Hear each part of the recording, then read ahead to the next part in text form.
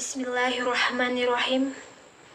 Assalamualaikum warahmatullahi wabarakatuh.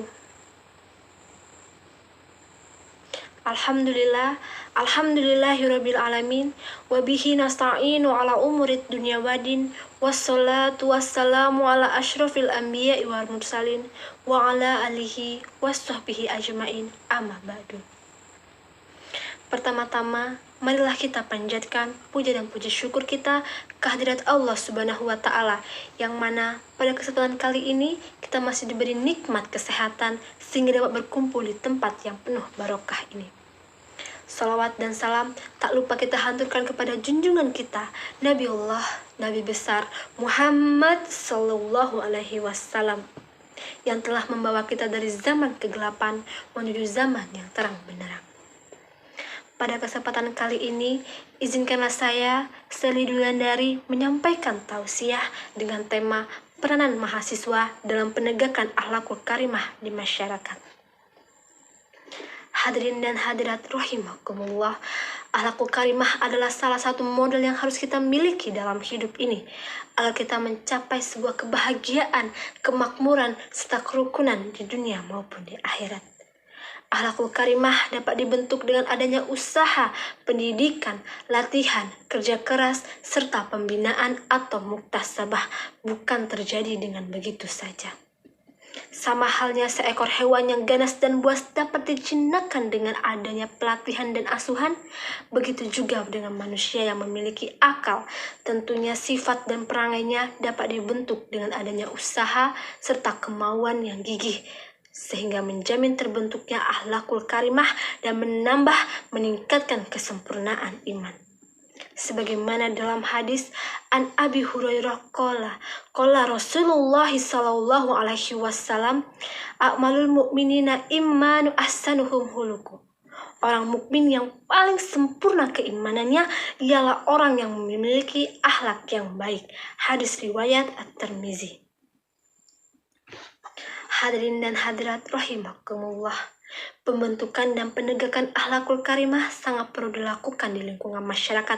Penegakan akhlakul karimah tersebut dapat dilakukan oleh siapa saja, mulai dari masing-masing individu, orang tua, pendidik, dan yang terutama yaitu mahasiswa. Mengapa? Mengapa mahasiswa termasuk dalam peran penting dalam penegakan akhlakul karimah di masyarakat? Karena mahasiswa adalah pemuda, di mana memiliki masa yang hebatnya luar biasa. Dikarenakan masa muda adalah masa yang paling tepat, masa muda adalah masa yang paling kuat untuk senantiasa taat kepada Allah Sang Pemilik nikmat. Masa muda merupakan nikmat dari Allah Subhanahu wa Ta'ala, di mana kita sebagai pemuda dianugerahi bentuk fisik yang kuat, mata melihat dengan tepat, tangan dapat mengangkat benda-benda berat, kaki dapat berlari dengan cepat, serta wajah yang tampan dan cantik yang memikat. Maka dari itu, wahai pemuda, gunakanlah untuk senantiasa tetap berakhlakul karimah dan taat kepada Allah Sang Maha Hebat. Hadirin dan hadirat rahimakumullah, kemudian pasti timbul dalam benak hati kita dalam menegakkan akhlakul karimah ini di masyarakat ini. Mahasiswa sebagai penerus bangsa dan harapan para mertua memiliki peran yang bagaimana? Jawabannya yaitu ada 5 peran mahasiswa. Yang pertama yaitu peran sebagai sosial kontrol atau pengontrol sosial terhadap kehidupan masyarakat dengan memberikan kritik, memberikan saran, dan memberikan solusi ketika ada hal-hal yang dianggap tidak sesuai. Peran yang kedua yaitu mahasiswa berperan sebagai peran moral force atau kekuatan moral yang baik dalam bermasyarakat. Peran yang ketiga yaitu sebagai agent of change, di mana peran menjadi agen penggerak perubahan ke arah yang lebih baik lagi. Yang keempat yaitu penjaga nilai, di mana mahasiswa berperan menjadi garda terdepan dalam menjaga nilai-nilai luhur yang mulia seperti kejujuran, gotong royong, keadilan, dan lain sebagainya.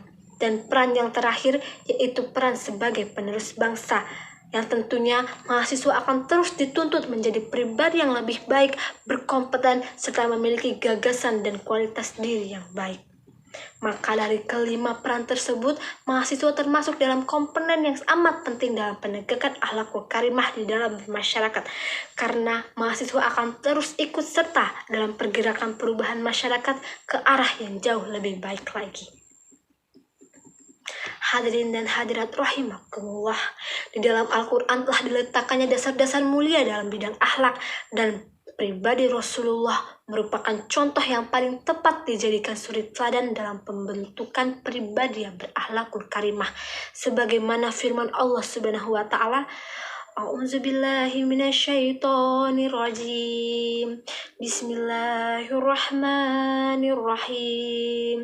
Laqad kana lakum fi Rasulillahi uswatun hasanatun liman kana yarjullaha wal yawmal akhira wa dzakarallaha katsiran. Sadaqallahul adzim. Sungguh telah ada pada diri Rasulullah itu suri teladan yang baik bagimu, bagi orang-orang yang mengharap rahmat Allah dan kedatangan hari kiamat dan banyak yang mengingat Allah. Quran Surah Al-Ahzab ayat 21. Dari ayat tersebut telah dijelaskan bahwa pribadi Rasulullah adalah contoh yang paling tepat untuk dijadikan suri teladan dalam membentuk pribadi yang berakhlakul karimah. Hadirin dan hadirat rahimakumullah, akhlak memberikan peran yang penting bagi kehidupan. Maka dari itu, marilah kita bersama-sama untuk membiasakan diri berbuat baik dengan meningkatkan ketakwaan dan terus berusaha menjadi pribadi yang berakhlakul karimah. Semoga kita menjadi pemuda harapan bangsa dan agama yang berilmu, beriman, serta bertakwa, yang disertai dengan akhlakul karimah dan dekat dengan rahmat Allah yang Maha Kuasa, sehingga kita akan hidup bahagia di dunia terlebih kelak di akhirat. Amin ya Allah, amin ya rabbal alamin. Demikianlah yang dapat saya sampaikan. Terima kasih atas segala perhatian dan mohon maaf sebesar-besarnya jika ada kesalahan dalam penyampaian. Akhir kata, hidup sendirian tanpa kekasih. Cukup sekian, terima kasih. Taqabbalallahu minna wa minkum taqabbal ya karim. Wassalamualaikum warahmatullahi wabarakatuh.